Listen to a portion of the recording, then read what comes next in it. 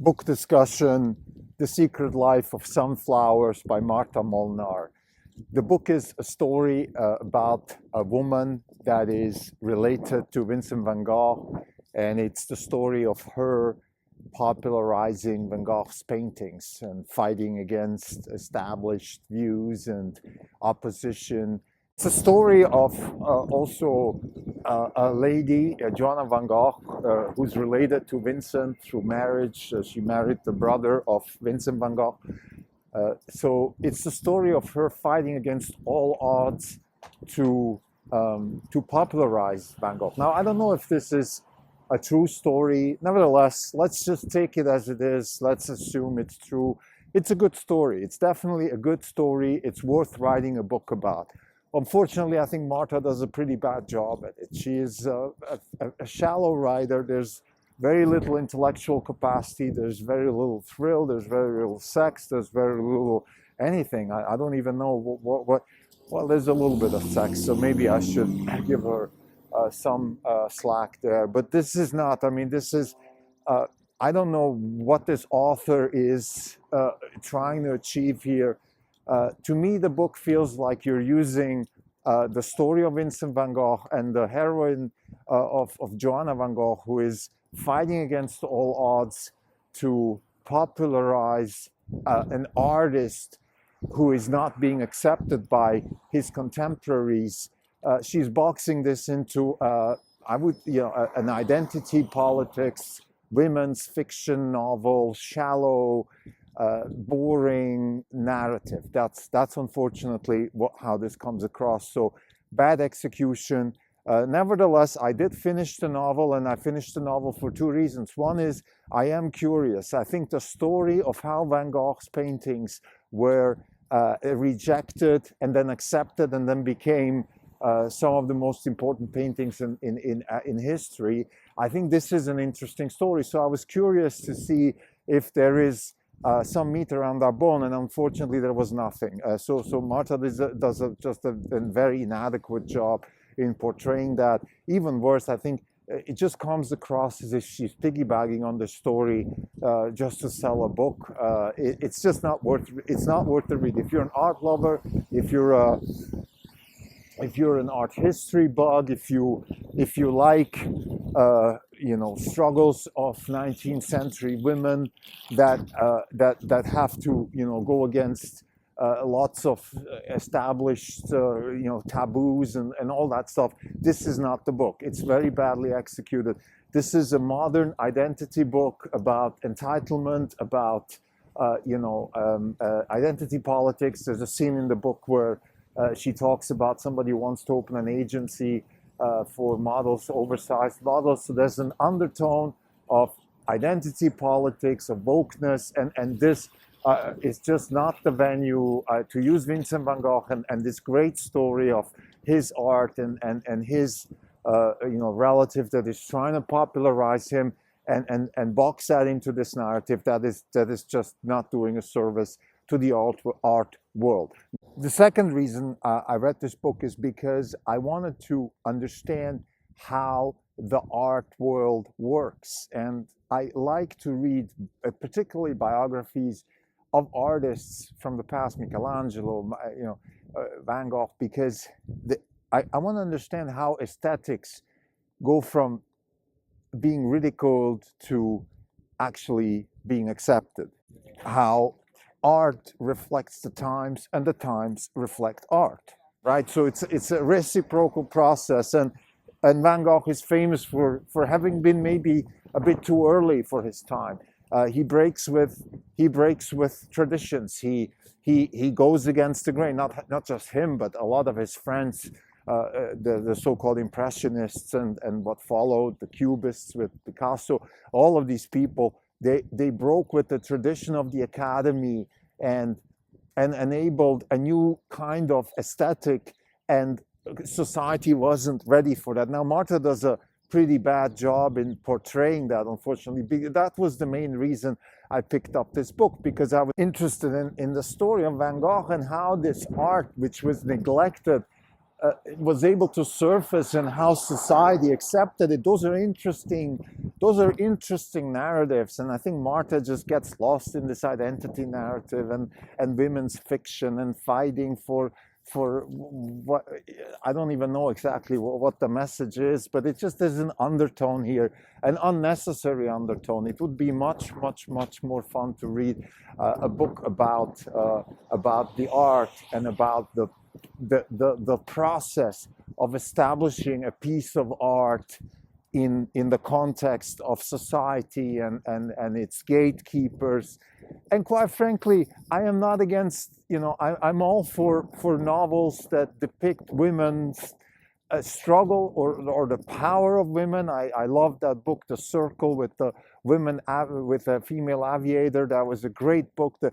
This wasn't like boxed into some sort of identity politics type gibberish. It was just, there's a story, and it's a good story, or Trust, which is a great book about a woman that is being whose intellect is being suppressed by men. I mean, that's all fine. I'm happy to read these things, but in this context here, I think the author just really hijacked a really great story and boxed it into a shallow narrative of identity, which is not necessary, and really also a misappropriation of a great story. This is not even on podcast. It's March 11, 2024. This is Krim Telko. For the day, the fund is up 35 basis points. The market is down 30 basis points. For the year, we are down 13.4%. Excuse me, 17.4%. The market is up 7.2. We're underperforming by 24.6%. So the story is there's two parallel stories going on here. One is the story of Joanna van Gogh and her struggle to establish Vincent van Gogh's paintings in the contemporary art establishment, and then there's a sort of a modern day, supposedly heroine, some sort of woman that is trying to what I mean with some sort of woman is, I don't even know exactly what she's supposed to represent. I guess an entrepreneur maybe, or somebody with a lot of will or something like that, but it just backfires on every front. I mean, it's this modern version of this heroine, supposed heroine, it comes across as an entitled brat that is just waiting there with open arms and waiting for people to throw money at her, inheritances, help, entitlement. The fact that she graduated from Stanford doesn't help. I mean, it's just one entitlement, Lego stone after another. And then, quite frankly, if this was supposed to be some sort of women's fiction, all for women power type story, it backfires. I mean, this makes you not want to have this. This just makes you want to stay away from people like that instead of helping them and supporting them. So I'm sorry. It just doesn't work like that. You don't just graduate from Stanford and then wait for people to throw money at you because you're just entitled to be an entrepreneur, and you're entitled for inheritance money and inheritance art. There's a scene in the book which just, I think, depicts, everything that is despisable about this type of modern identity politics entitlement. So there are these people who are artists, and they're female artists, and they have an axe to grind. Clearly, they are angry. They want something for women. Maybe rights, or women power. Actually, it's not even the right, it's just the power. Women are strong, they are Amazons, they fight wars. And then we're also helping, we want to have a model agency for oversized women because that's a good thing, supposedly. And then most strikingly also, there is some sort of undertone of we want to save the world and the environment, but at the same time, there is this, accumulation of clutter, a carousel and other types of pieces of art, which of course that is okay. It's okay to collect these things, and it's okay to sell these things for millions of dollars. So there's this huge hypocrisy, I think, reminiscent of today's left-wing intellectual attitude of, well, socialism for everybody but me, and it's all, you know, we all want to save the planet, but of course it's okay if we live in oversized houses with oversized clutter that we call art, and we expect to be paid a lot of money for this. So this type of hypocrisy just sort of seeps through the book, excuse me, and it's just painful to read. I think the Van Gogh side of the story, so there's again two parallel stories. One is this contemporary story, which is really appalling to me, and then there's the Van Gogh side, which is a little bit more interesting. That's actually Johanna Van Gogh, and she's trying to sort of get something. She's rising like a phoenix out of the ashes, and that is a great story. There's no question about that. I mean, all kudos to this lady, all kudos to Vincent van Gogh and his brother, and what they're trying to achieve. And even though unfortunately it ended in a tragedy as far as the Van Gogh brothers are concerned, because they both kind of killed themselves, either directly or indirectly through mental health, the art survived, and the art actually became very important. And Johanna Van Gogh was a critical part of that story, and that's great, and it's good to tell that story. It's just, please do it. I wrote in my review, please, some real writer, pick up the story and write a novel that is worthy this story. And just let me give you one example of why I'm so disappointed with the execution. I was so curious to read about the process of how Joanna is fighting against the establishment and try to, popularize or make Van Gogh accepted. And, it's just so cliche. Like, she goes, knocks on doors, she gets mistreated.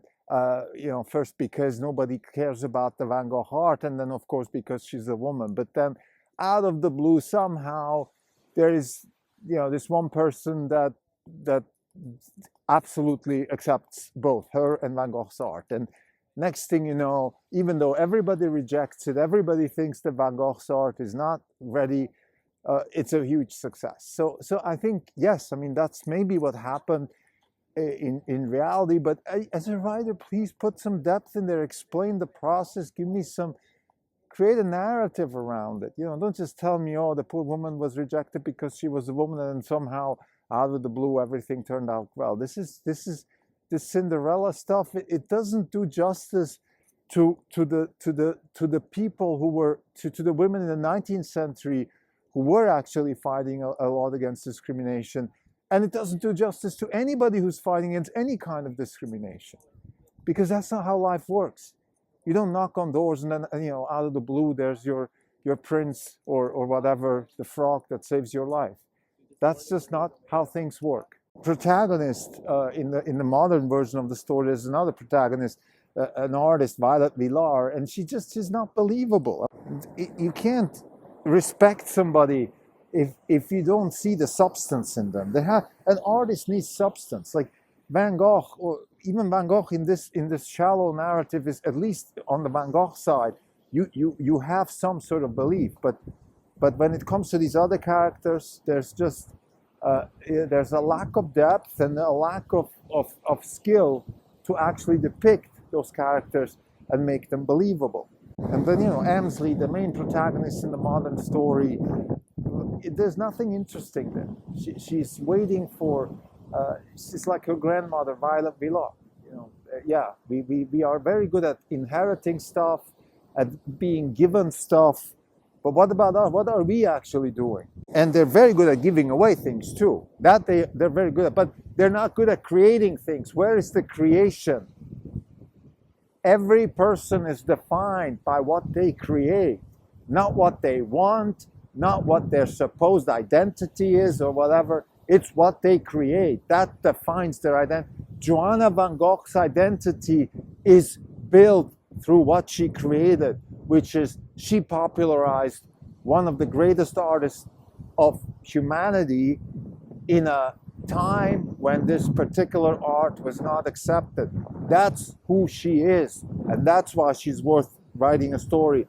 Emsley and Violet Villar and all these modern characters that the author depicts, they're not. They don't have an identity because all they're doing is taking and giving. They're not creating. And if you don't create, you don't have an identity. Build something 0 to 1 from scratch, none of that. So sometimes you come across a good story with bad execution, and this is one of those examples. Thank you.